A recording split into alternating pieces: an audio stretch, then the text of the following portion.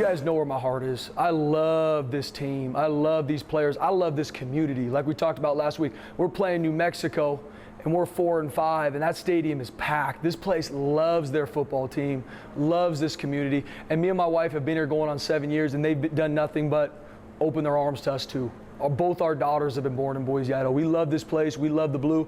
I love these kids. And as long as I'm here with this group, that's exactly where my mindset's going to be.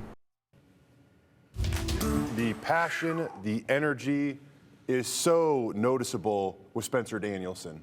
It is. I mean, before this game, you thought, well, you know, maybe Spencer throws his hat in the ring. Maybe he gets some consideration. Now, how can you not consider him? He may not get the job. He may be considered maybe not quite there yet as far as experience goes. But how can you not consider that guy? I think there's some of the things that, you know, I've been trying to collect or hear. Like it kind of seemed like he was on the outside looking in. But after that performance last night, and I mean, yes, it has something to do with the 45-10 score.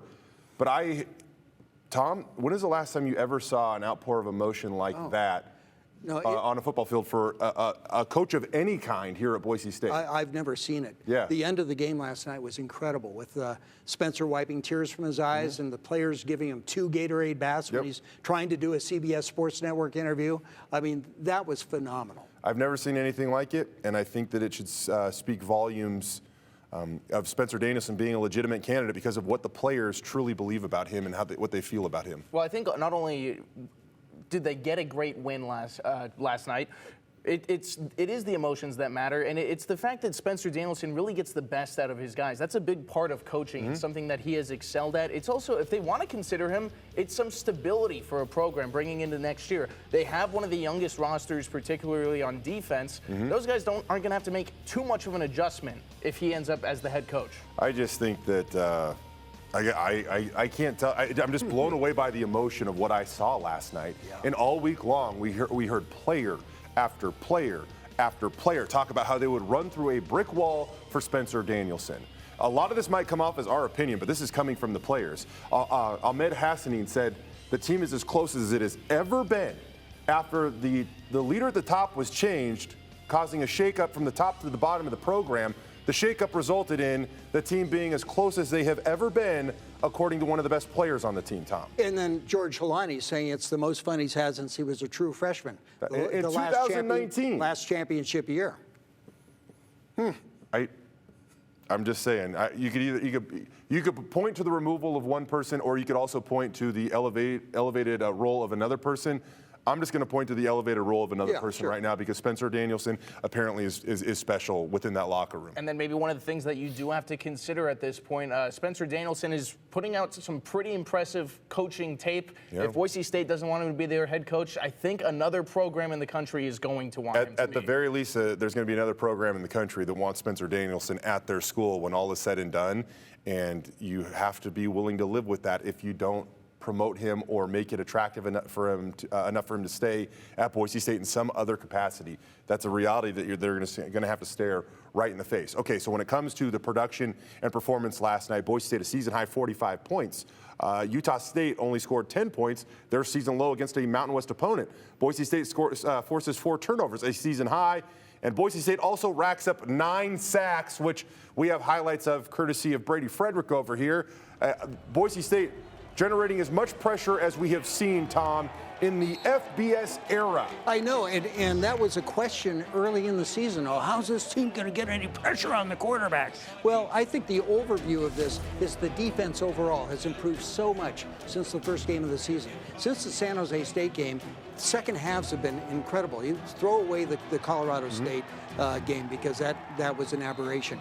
But the second halves of these games, including last night, actually the last 3 quarters last night, have been phenomenal, and that is a reflection of the coaching. Yeah, I mean, 9 sacks last night alone.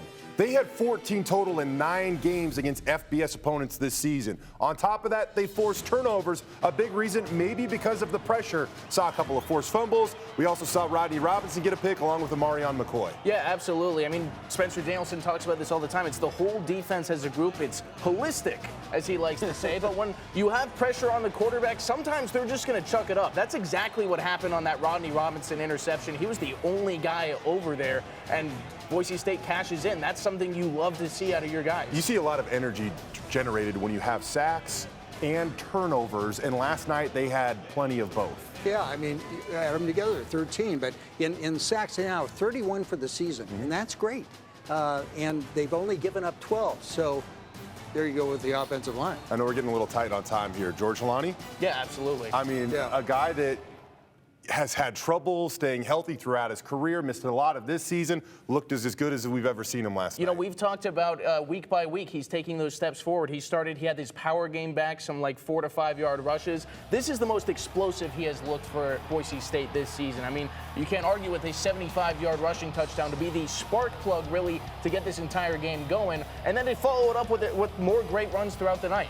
And ironically, he equals his career high on the button. 178 yards set at Utah State as a true freshman. Ashton Genty was great. Breezy Dubar was good late in that game. Taylor Green was great, too. Taylor Green, super efficient at times. I thought he looked really good. But, Tom, we got to end it on this. What do you think this team's capable of? In your gut, is this the best team in the Mountain West right now? I think it is. I mean, what they've shown the past 3 weeks, that Fresno State game, we know what happened there. And then to beat New Mexico the way they did, and then to obliterate Utah State.